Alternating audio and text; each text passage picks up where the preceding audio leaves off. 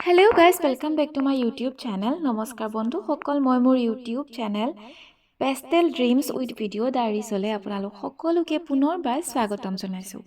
Then guys, আজি মই পুনৰ আপোনালোকৰ কাষ চাপিলোহি অন্য এটি বিষয় লৈ। আজিৰ মূল বিষয়টো হৈছে 100 গুণৰ অধিকাৰী শগুন। শগুন আজিকালি বিলুপ্তই হৈ গৈছে। আপোনালোকে হয়তো শগুনৰ নাম শুনিছে। Then guys, আজি মই খুব কম সময়ৰ ভিতৰতে আপোনালোকৰ মাজত উপস্থাপন কৰিম শগুনৰ বিষয়ে।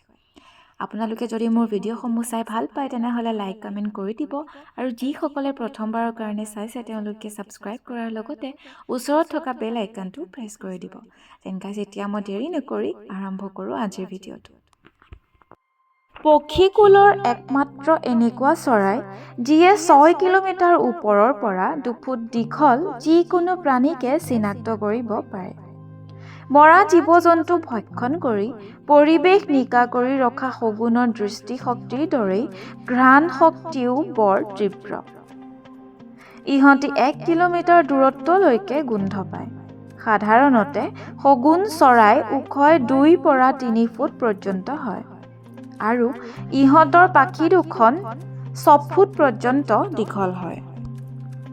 শগুনৰ দেহত ঘৰ্মগ্ৰন্থি নাথাকে, যাৰ ফলত শৰীৰৰ উত্তাপ নিয়ন্ত্ৰণৰ বাবে ইহঁতি মূত্ৰ ত্যাগ কৰে।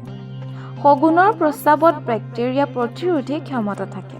সেয়েহে মৃত জীৱ-জন্তুৰ মঙহ খোৱাৰ পিছত ভৰি দুখনক বেক্টেৰিয়াৰ পৰা মুক্ত কৰিবলৈ ইহঁতি প্ৰস্ৰাৱ কৰে। শগুনৰ পাচন প্ৰণালী বৰ শক্তিশালী। মানুহৰ জীৱনৰ বাবে ভাবুকি স্বৰূপ বহুতো বেক্টেৰিয়াক এই পাচন প্ৰণালীয়ে অনায়াসে জিন নিয়াব পাৰে।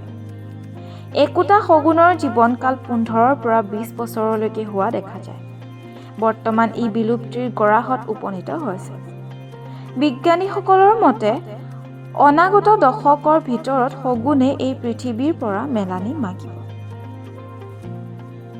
Then guys, খুব কম সময়ৰ ভিতৰতে মই আপোনালোকৰ মাজত 100 গুণৰ অধিকাৰী শগুনৰ বিষয়ে উপস্থাপন কৰিলোঁ। Then guys, আপোনালোকে যদি মোৰ ভিডিঅ'সমূহ চাই ভাল পাইছে তেনেহলে লাইক কমেন্ট কৰি দিব আৰু যিসকলে প্ৰথমবাৰৰ কাৰণে চাইছে তেওঁলোকে সাবস্ক্ৰাইব কৰাৰ লগতে ওচৰত থকা বেল আইকনটো প্ৰেছ কৰি দিব। Then guys, এনে ধৰণৰ নতুন নতুন ভিডিঅ'সমূহ চাবলৈ আমাৰ চেনেলটো চাবলৈ নাপাহৰিব। Then guys, এতিয়া মই বিদায় লৈছোঁ। ধন্যবাদ।